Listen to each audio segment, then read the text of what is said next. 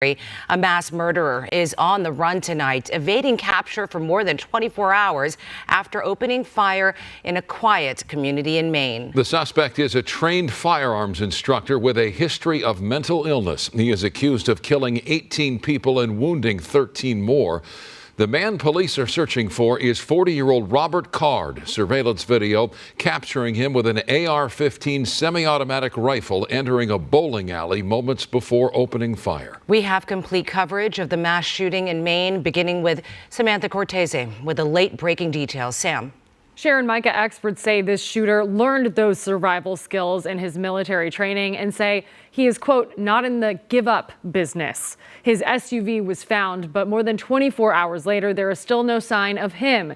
And thousands continue to shelter in place tonight as the manhunt continues and a possible motive unfolds.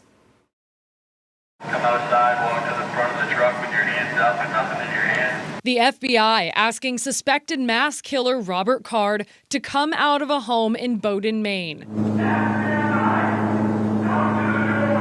350 law enforcement officers are on the hunt. What sound like flashbangs were used while executing search warrants at homes tied to the shooter. But none of these efforts have been fruitful. Authorities say the 40-year-old Army reservist killed at least 18 people at a pool hall and a bowling alley Wednesday night, two places where he is reported to have spent time with a possible target, his ex-girlfriend. Out of nowhere, he just came in and there was a loud pop. Thought it was a balloon. I had my back turned to the door. And as soon as I turned and saw it was not a balloon, he was holding a weapon, I just booked it down the lane, and I slid basically into where the pins are and climbed up in the machine and was on top of the machines for about 10 minutes until the cops got there. As seen in these photos, the shooter used an AR-15 with a scope. He is a trained firearms instructor, comfortable with weapons, and a recent history littered with red flags.